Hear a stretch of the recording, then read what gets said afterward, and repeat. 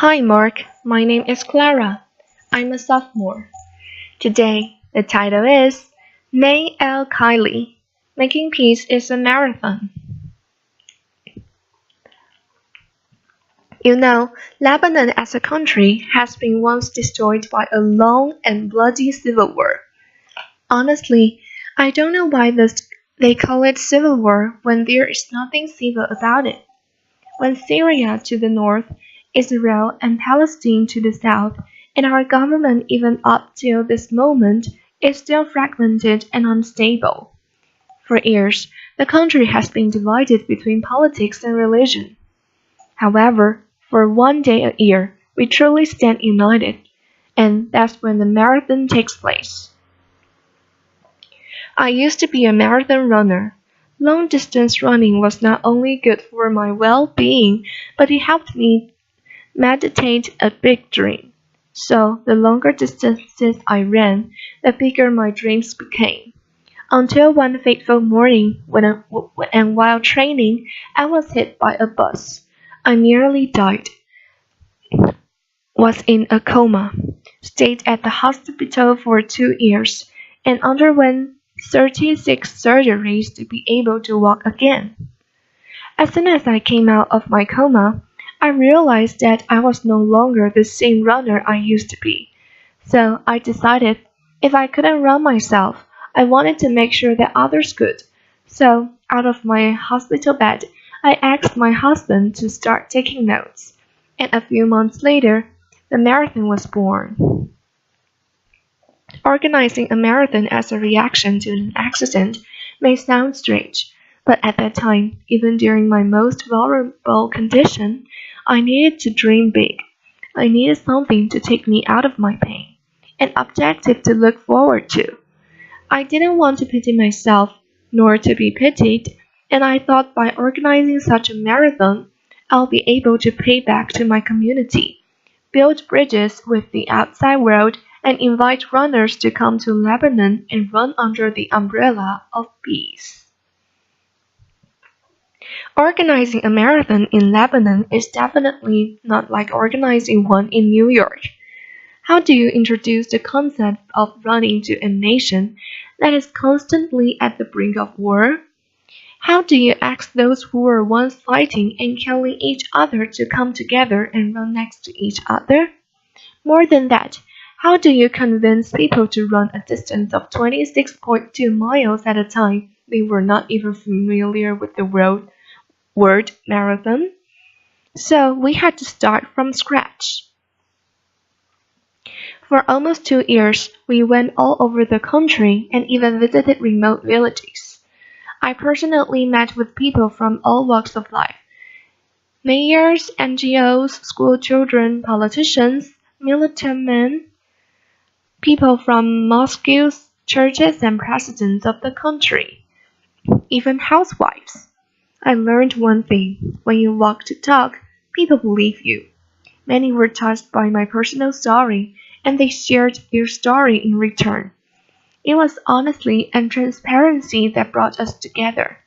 We spoke one common language to each other, and that was from one human to another. Once that trust was built, everybody wanted to be part of the marathon to show the world the true colors of Lebanon and the Lebanese and their desire to live in peace and harmony. In October 2003, over 6,000 runners from 49 different nationalities came to the start line, all determined, and when the gunfire went off, this time it was a signal to run in harmony for a change. The marathon grew. So did our political problems. But for every disasters we had, the marathon found ways to bring people together. In 2005, our prime minister was assassinated, and the country came to a complete standstill. So we organized a 5-kilometer United We Run campaign. Over 60,000 people came to the start line, all wearing white t-shirts with no political signs. That was a turning point for the marathon, where people started looking at it as a platform for peace and unity. Between 2006 up to 2009, our country, Lebanon, went through unstable years, invasions, and more assassinations that brought us close to a civil war. The country was divided again, so much that our parliament resigned. We had no president for a year, and no prime minister. But we did have a marathon. Applause. So, through a marathon, we learned that political problems can be overcome. When the opposition party decided to shut down part of the city center, we negotiated alternative routes. Government protesters became sideline cheerleaders. They even hosted news stations. Laughter. The marathon has really become one of its kind.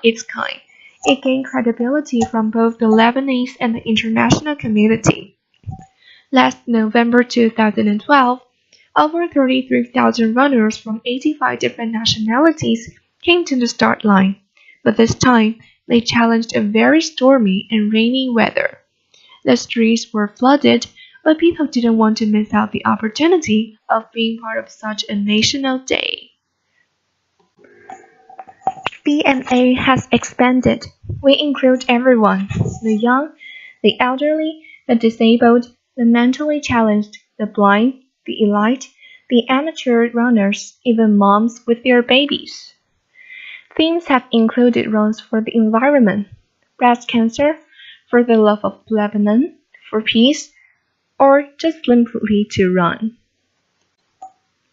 The first annual All-Women and Girls Race for Empowerment, which is one of its kind in the region, has just taken place only a few weeks ago, with 4,512 women, including the First Lady, and this is only the beginning. Thank you. Applause. BMA has supported charities and volunteers who have helped reshape Lebanon, raising funds for their causes and encouraging others to give. The culture of giving and doing good has become contagious. Stereotypes have been broken. Change makers and future leaders have been created. I believe these are the building blocks for future peace. BMA has become such a respected event in the region that government officials in the region like Iraq, Egypt, and Syria have asked the organization to help them structure a similar sporting event. We are now one of the largest running events in the Middle East. But most importantly, it is a platform for hope and cooperation in an ever fragile and unstable part of the world. From Boston to Beirut, we stand up as one. Applause. After 10 years in Lebanon, from national marathons or from national events to smaller regional races, we've seen that people want to run for a better future. After all, peacemaking is not a sprint. It is more of a marathon. Thank you. Applause.